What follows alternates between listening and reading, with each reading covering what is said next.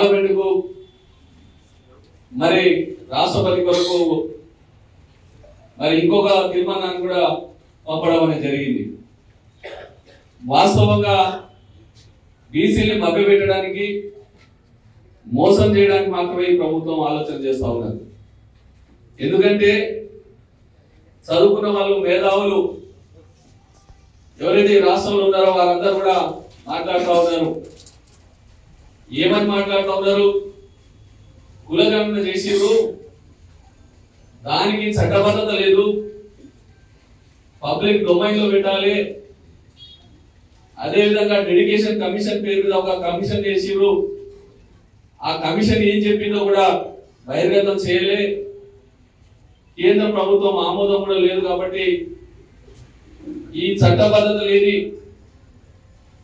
మరి కులగణన ఏదైతే ఉన్నదో దాని ద్వారా ఏదో రిజర్వేషన్లు మేము 42% బీసీలకు ఇస్తున్నామని చెప్పి ఒక అబద్ధ ప్రచారంతో తెలంగాణ రాష్ట్రంలో ఉండే బీసీల యొక్క ఓట్లను కొలగొట్టడానికి ఒక దుర్మార్గమైన ఆలోచన చేస్తా ఉన్నది.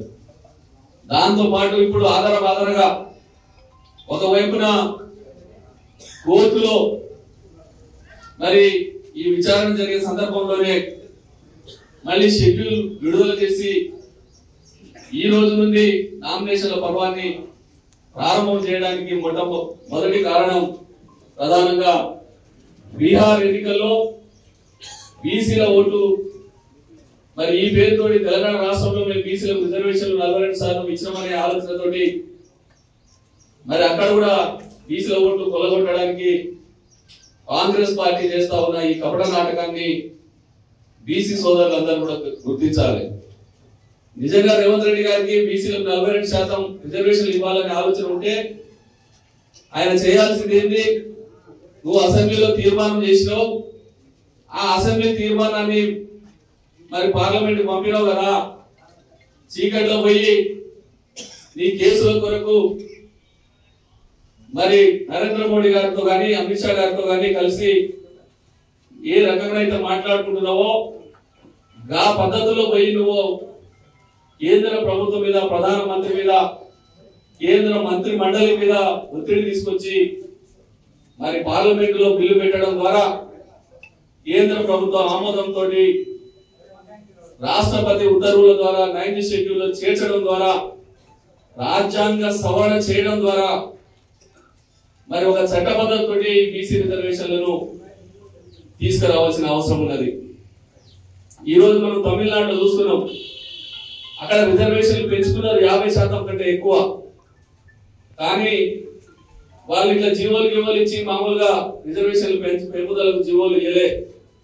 వాళ్ళ అసెంబ్లీ తీర్మానం చేసి పార్లమెంట్ లో పెట్టి ఆనాడు పివి నరసింహారావు గారు ప్రధానమంత్రి ఉంటే వారి మీద ఒత్తిడి తీసుకొచ్చి రాజ్యాంగాన్ని సవరణ చేసి 9th షెడ్యూల్ లో చేర్చి మరి ఆ రోజు వాళ్ళ యొక్క రిజర్వేషన్లను పెంపుదల చేసుకున్న విషయం మన అందరికీ కూడా తెలుసు. అది చిత్తశుద్ధి ఉంటే, నిజంగా బీసీల ఏడల ప్రేమ ఉంటే చేయాల్సిన పని.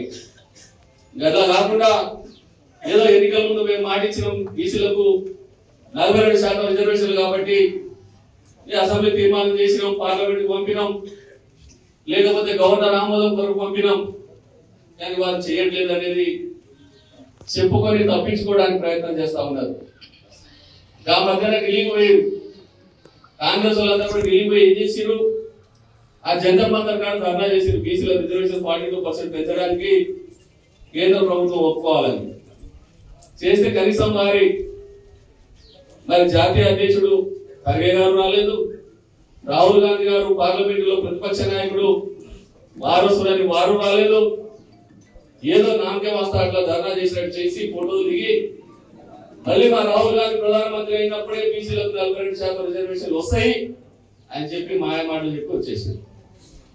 రాహుల్ గాంధీ ఇప్పుడు ప్రధానమంత్రి లేడు కదా, మరి బీసీలకు 42% రిజర్వేషన్లు ఎట్లా వస్తాయి, ఎట్లా ఈ జీవో నిలబడుతుంది అనేది బీసీ సోదరులందరూ కూడా ఆలోచన చేయాల్సిన అవసరం ఉంది. కాబట్టి ఈ రకంగా మన రాష్ట్రంలో ఈ రేవంత్ రెడ్డి గారి యొక్క ప్రభుత్వం అన్ని రకాలుగా మోసం, ఒకటి కాదు, రైతుల్ని మోసం చేసింది, వ్యవసాయ కూలీల్ని మోసం చేసింది, మహిళల్ని మోసం చేసింది, విద్యార్థులను మోసం చేసింది. యువకులు, నిరుద్యోగ యువకులు కూడా సంవత్సరానికి 2 లక్షల ఉద్యోగాలు ఇస్తామని చెప్పి మొదటి సంవత్సరంలోనే మనం ఇచ్చిన ఉద్యోగాలకి నియామక పత్రాలు ఇచ్చి నిరుద్యోగులు మోసం చేసింది. కాబట్టి అన్ని వర్గాల ప్రజలు ఈ రోజు ఒకటే ఆలోచన చేస్తా ఉన్నారు. ఏ ఎన్నిక ఎప్పుడు వచ్చినా కేసీఆర్ గారి యొక్క కారు గుర్తు అవపడితే చాలు, ఈ రేవంత్ రెడ్డి కాంగ్రెస్ పార్టీ ప్రభుత్వాన్ని గద్దెదించడానికి ఇది నాంది కావాలి. ఈ ఎన్నికల్లో బీఆర్ఎస్ పార్టీ అభ్యర్థులను గెలిపించాలని ఒక గట్టి పట్టుదలతో మన గ్రామీణ ప్రజానీకం అంతా కూడా ఆలోచన చేస్తా ఉన్నది. అందుకనే రేవంత్ రెడ్డి గారు సర్పంచ్ ఎన్నికలు కాల పరిమితి అయిపోయి ఎంపీటీసీ జడ్పీటీసీల కాల పరిమితి పూర్తయి దాదాపు సంవత్సరం దాటిపోయింది. ఈ సంవత్సరం నుండి నువ్వు ఎందుకు ఎన్నికలు పెడతలేవు? కేంద్రం నుంచి రావాల్సిన స్థానిక సంస్థల నిధులన్నీ కూడా రాక ఇప్పటికే మన రాష్ట్రం తీవ్రమైన అన్యాయానికి గురైంది.